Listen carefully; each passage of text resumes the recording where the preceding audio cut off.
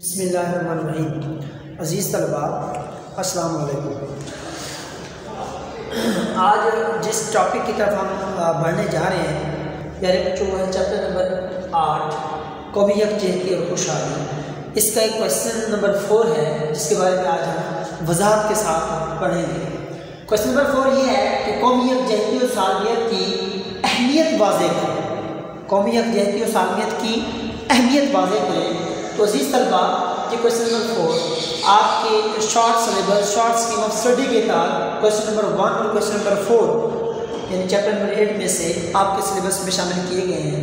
तो question number 1 हमने last time discuss किया था, आज हम क्वेश्चन नंबर 4 की तरफ मूव कर रहे हैं। तो प्यारे बच्चों कौमी यकजहती और सालमियत के हवाले से उसकी अहमियत जो है उसके लिए जो कुछ अनासर हैं, कुछ पॉइंट्स हैं जो इंतहाई अहमियत के हामिल है वो आज हम डिस्कस करने हैं। जैसे कि सबसे पहला पॉइंट है खुशहाली। लफ्ज़ क्या है? खुशहाली, प्रॉस्पेरिटी, खुशहाली। तो हमारे पाकिस्तान में जो गुर्बत का ग्राफ है वो तकरीबन 35% जो आबादी है पाकिस्तान की वो गरीब तबका है। तो इस तरह अगर हमारी हुकूमत ठीक है ना गुर्बत का खात्मा करती है तो माशरे में क्या आएगी? खुशहाली। इसी तरह इसका दूसरा पॉइंट ये है दौलत की मुनसफाना तकसीम। जब अमीर और गरीब शख्स के दरमियान फ़र्क ही ख़त्म हो जाएगा तो दौलत की क्या हो जाएगी? ऑटोमेटिकली मुनसफाना तकसीम। तो इसे हम दौलत की मुनसफाना तकसीम कहते हैं। तो कौमी यकजहती और सालमियत तो उस वक्त तक मुमकिन हो सकती है जब तक आप मुआशरे से गुर्बत का खात्मा नहीं करते, जब आप मुआशरे में दौलत की मुनसफाना तकसीम नहीं करते। तो इस तरह खुशहाली नहीं आएगी। तो खुशहाली का जो इन्हिसार है गुर्बत के खात्मे और दौलत की मुनसफाना तकसीम पर है। इन दोनों चीज़ों को ख़त्म करने से यानी कि गुर्बत का खात्मा हो जाए और दौलत की मुनसफाना तकसीम हो जाए तो क्या आती है? कौमी यकजहती और सालमियत। तो एक पॉइंट खुशहाली हो गया। तो अज़ीज़ तलबा दूसरा नुक्ता अमन का क़याम, अमन, इंसाफ, अदल, इंसाफ का क़याम। तो अज़ीज़ तलबा कौमी यकजहती और सालमियत उस वक्त किसी भी मुल्क में बरकरार रहेगी जब उस मुल्क के मुआशरे में उस मुआशरे में इख्तिलाफ़ात का खात्मा होगा, यानी लड़ाई झगड़े दंगे फसाद का खात्मा होगा। जब लोगों के दरमियान जो इंतशार है वो ख़त्म होगा तो तब क्या कायम होगा? अमन। और जब अमन कायम होगा लोग क्या हो जाएंगे? मुत्तहिद। तो इस तरह क्या आएगी? कौमी यकजहती। इसके साथ साथ तीसरा पॉइंट है बाहमी ताउन। क्या है? बाहमी ताउन। तो बाहमी ताउन का इन्हिसार मुआशरती अमन अमान पर है, यानी मुआशरे में कुछ मुख्तलिफ गुरूहों के जो आपस में इख्तिलाफ़ात होते हैं, जब उन इख्तिलाफ़ात को उन इंतशारात को ख़त्म किया जाता है तब मुआशरे में अमन और अमान की फ़िज़ा कायम होती है, मुआशरे में अमन अमान कायम होता है जिससे वो लोग एक दूसरे के साथ ताउन भी करते हैं, बाहमी ताउन को फ़रोग़ मिलता है। तो इस तरह क्या होगा? यानी कौमी इत्तेहाद पैदा होगा और कौमी यकजहती यानी परवान चढ़ेगी। इसके साथ साथ अवाम की भलाई है।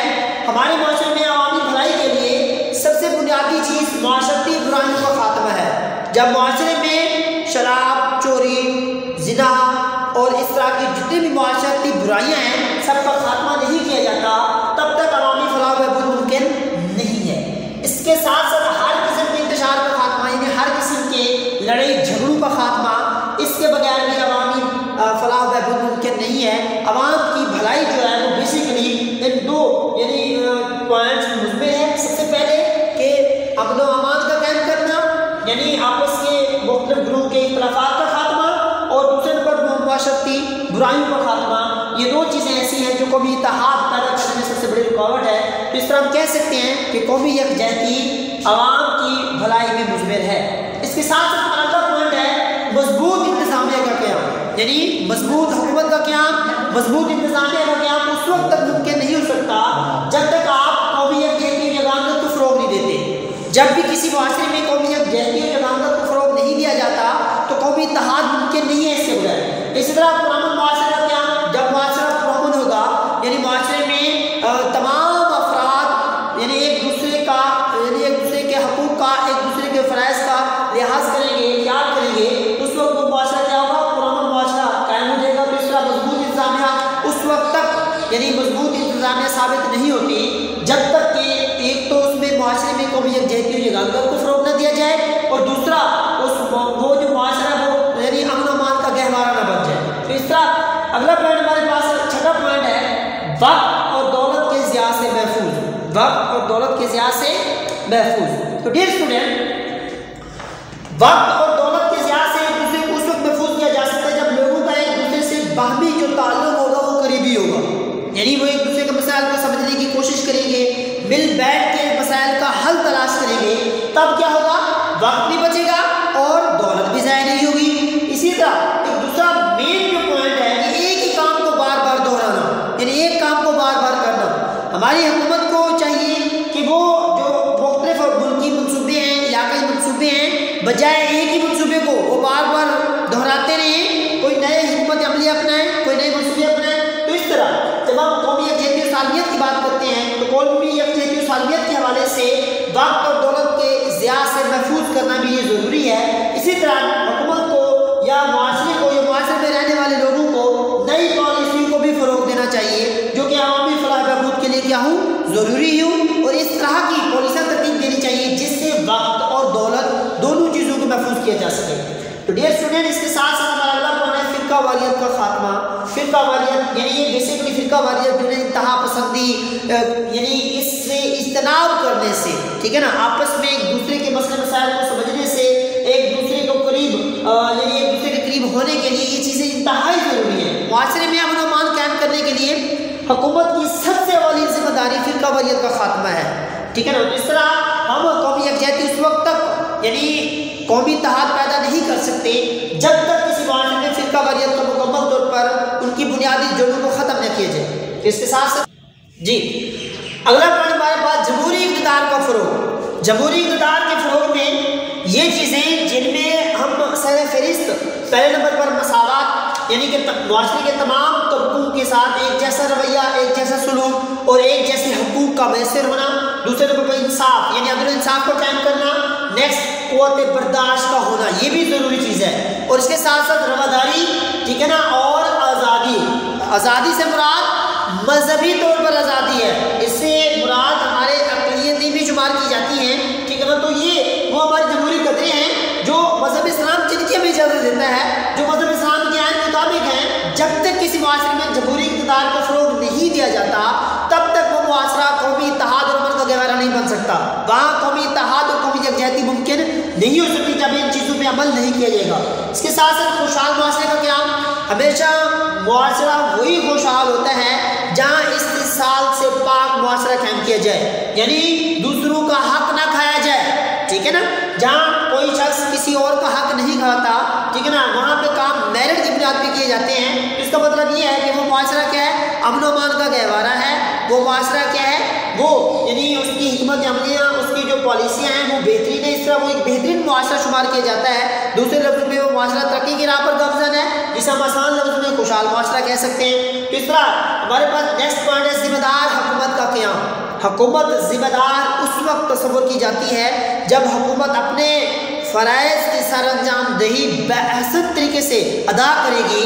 और देखिए हमारे पास हकूक़ और फ़राइज़ की दोनों ऐसी चीज़ें हैं जिनका चौलीदा अमल का साथ है।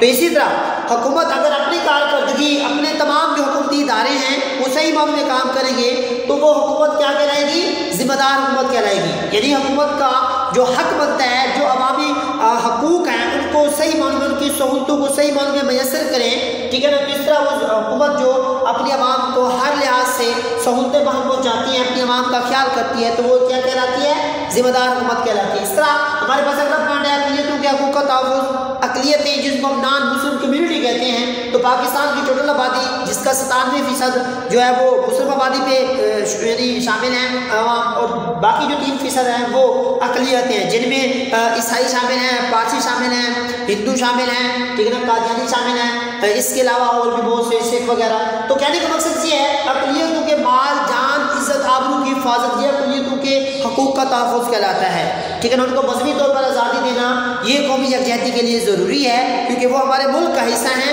तो हमारी कौम का हिस्सा है। इसी तरह उनकी माल, जान, इज़्ज़त, आबरू की हिफाजत हमारा फ़र्ज़ है। और पाकिस्तान के आइन के मुताबिक ये चीज़ें शामिल की गई हैं कि यानी अक़लियतों के हकूक़ का तयन किया जाता है। इवन पाकिस्तानी झंडे में जो सब्ज़ रंग है वो इन अक़लियतों की नुमाइंदगी करता है।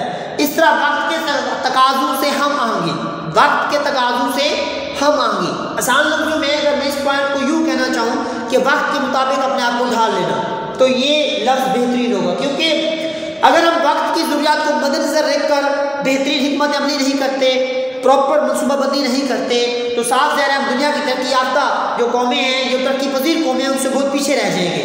तो इसलिए ये बात भी इंतहाई ज़रूरी है कि हमें अपने आने वाले वक्त के लिए बेहतरीन हिकमत अमली अपनानी चाहिए। हमें अपने आप का एनालिसिस करना चाहिए, तायुन करना चाहिए कि आज किस मकाम पे खड़े हैं। तो अज़ीज़ तलबा, ये हमारा एक पॉइंट था जिसे हम कौमी यकजहती और सालमियत की अहमियत के हवाले से वाज़ेह कर रहे थे। तो ये वो चीज़ें हैं, ये वो 12 पॉइंट हैं जो हमने आज डिस्कस किए हैं, लोगों में कौमी इत्तेहाद पैदा करते हैं। तो लिहाजा ये कौमी इत्तेहाद ही कौमी यकजहती और सालमियत का क्या होता है, अलमदार होता है।